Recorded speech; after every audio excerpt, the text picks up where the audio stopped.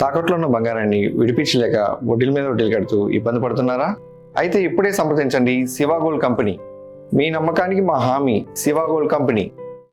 కర్ణుడి చావుకి చాలా కారణాలంటారు. అలాగే స్టీల్ ప్లాంట్లో ప్రమాదాలకు కారణాలుగా అనేక నిర్ణయాలు ఉన్నాయి.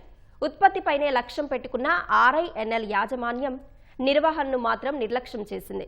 పాడైన యంత్రాలు బాగు చేయించాలని కార్మికులు చెప్పినా పట్టించుకోలేదు. 50% మంది నిపుణులైన ఉద్యోగులు కార్మికులను తొలగించేసింది. మరోవైపు కీలక పోస్టులను ఖాళీగా ఉంచింది. కమిటీల విధానాన్ని అటకెక్కించింది. ఇలా ఒక్కో నిర్ణయం ఒక్కో తప్పుగా మారి ముప్పును తెచ్చిపెట్టాయి. విశాఖ ఉక్కు పరిశ్రమలో గత 4 ఏళ్లుగా ఏం జరుగుతోందో ఎవ్వరికీ తెలియని పరిస్థితి. రాత్రికి రాత్రే నైపుణ్యం గల కార్మికులు ఉద్యోగుల్ని తొలగించాలన్న ఆలోచన ఎవరిదో తెలియదు. ప్లాంటులో 3 మిలియన్ టన్నుల యంత్ర పరికరాలు 1980 నాటివని తెలుసుకోకుండానే ఉత్పత్తి లక్ష్యం నిర్దేశించారు. కీలకమైన నిర్వహణను మాత్రం గాలికొదిలేశారు. ఫలితంగా ఉక్కులో తరచూ ప్రమాదాలు జరుగుతున్నాయి.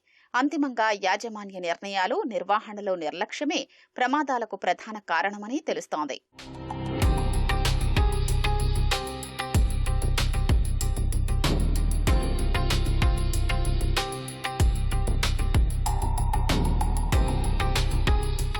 రెండు 2024 ఎన్నికల్లో రాష్ట్రం, కేంద్రంలో కూటమి ప్రభుత్వం ఏర్పడడంతో స్టీల్ ప్లాంటు ప్రైవేటీకరణకు అడ్డుకట్టపడింది. గతేడాది జనవరిలో 11,400 కోట్ల భారీ ప్యాకేజీని కేంద్రం ప్రకటించింది. అయితే ఈ ప్యాకేజీలో షరతులు పెట్టి ఇచ్చారన్న విషయం ఉద్యోగులకు తెలియదు. నిధుల్లో సింహభాగం బ్యాంకు అప్పులు తీర్చడానికి, మిగిలిన వాటిలో సరఫరాదారుల బకాయిలు, స్వచ్ఛంద పదవీ విరమణ తీసుకున్న వారికి సుమారు 500 కోట్లు కేటాయించారు. 3 ఏళ్లుగా మూసి ఉంచిన 3వ బ్లాస్ట్ ఫర్నేస్ ను వెంటనే ప్రారంభించాలని కేంద్ర ఉక్కు శాఖ అధికారులు ఆదేశించారు.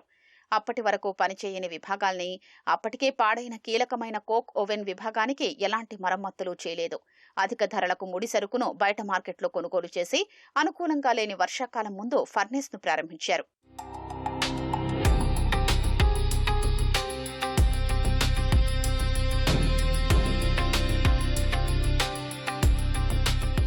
వాస్తవానికి మొదటి 2 ఫర్నేస్లలో 2025 ఏప్రిల్లో విశాఖ ఉక్కు లాభాల్ని ఆర్జించింది. గత వర్షాకాలంలో 3వ ఫర్నేస్లో ఉత్పత్తి ప్రారంభించడంతో మార్కెట్ లేక 1000 కోట్ల పైచీలకు నష్టాల్ని డిసెంబర్ వరకు నమోదు చేసింది. తిరిగి మార్కెట్ ఊపందుకోవడంతో జనవరిలో 54 కోట్ల లాభాలొచ్చాయి. అయితే ఈ 7 నెలల్లో కీలకమైన కోక్ ఓవెన్ విభాగం పరిస్థితి మరింత దిగజారింది. కనీసం 6 నెలల పాటు ఒక ఫర్నేస్లో ఉత్పత్తి నిలిపివేసి పాడైన యంత్రాల్ని బాగు చేయడానికి నిధులు కేటాయిస్తే ప్రమాదాలు జరగకుండా పూర్తిస్థాయి ఉత్పత్తి చేయొచ్చని కార్మిక, ఉద్యోగ సంఘాలు చెప్పినా పెడచెవిన పెట్టారు. ఉక్కులో పూర్తిస్థాయి ఉత్పత్తికి మానవ వనరుల హేతుబద్ధీకరణపై RINL అధ్యయనం నిర్వహించింది.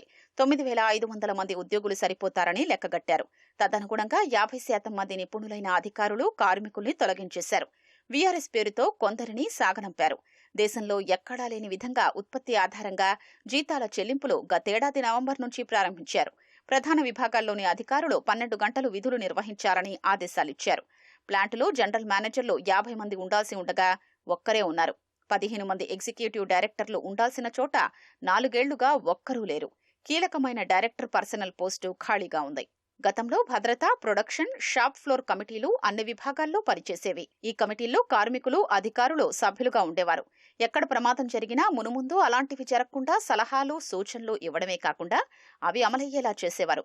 గత 4 ఏళ్లుగా ఈ విధానం అటకెక్కింది. టోటల్ మెయింటెనెన్స్ కాంట్రాక్ట్ కింద RMHP, కోకోవెన్లో పలు బ్యాటరీలు, సింటర్ ప్లాంట్లో 1, 2 మిషన్స్, SMS-1లను ప్రైవేటుకు అప్పగించారు. ఆయా పనులు దక్కించుకున్న ఏజెన్సీలు నైపుణ్యం లేని కార్మికుల్ని నియమించాయి.